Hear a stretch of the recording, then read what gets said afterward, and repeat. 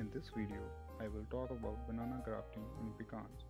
Pecan is a nut crop and its trees take 7 to 9 years to produce their first fruit.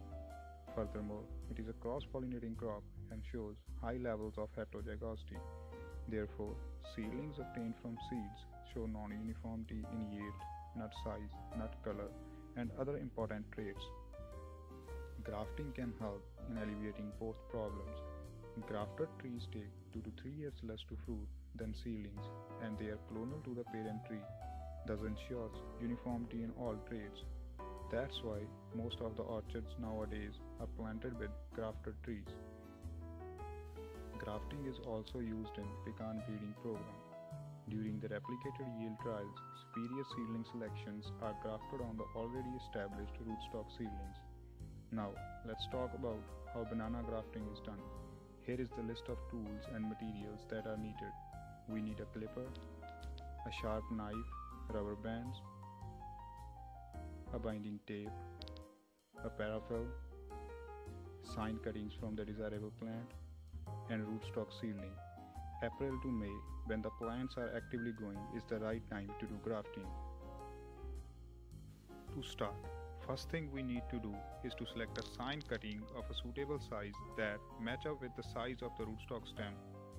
For clarification, sign is a cutting from the desirable plant which you want to propagate, and rootstock is a plant with well-developed root system on which the sign is grafted.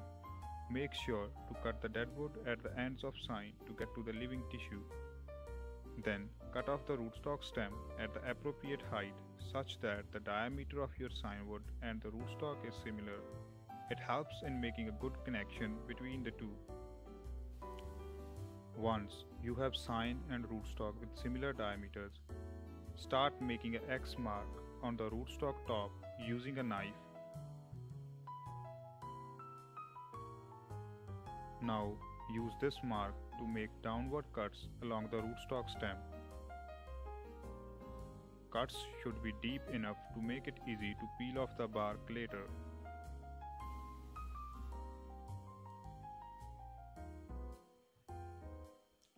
Once you are done making the cuts, put a rubber band over the bark. It will help to hold up the bark later. Now start peeling off the bark from the rootstock in the form of flaps. So why we peel off the bark? It is done to expose the actively growing cambium layer that is present between the bark and the wood. Cambium layer is responsible for the growth in wood diameter in growing plants. Success of grafting depends upon how good a connection is formed between the cambium layer of the sign and the rootstock. After peeling off the flaps, roll them back in their original position using the rubber band.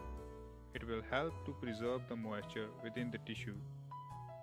Now start preparing your sign wood. A sign with 2 buds is considered good for grafting. So remove off the extra buds using a clipper.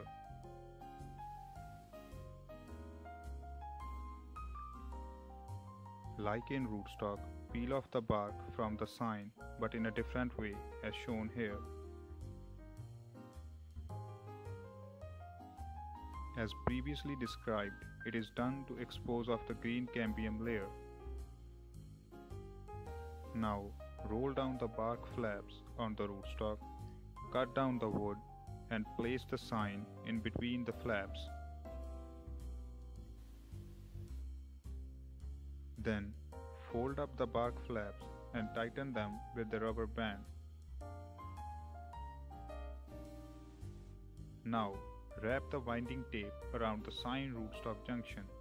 It will keep the sign in place and helps in preserving the moisture, which is important to avoid the drying out of cambium tissue and therefore is crucial for the success of grafting. Also apply the parafilm around the rest of the sign wood to preserve the moisture.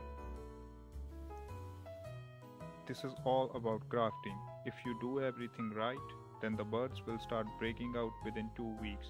If a good connection between the sign and rootstock is formed, they will continue to grow, otherwise they will dry out. Here are the examples of dried out buds and well-growing buds. Thank you for watching.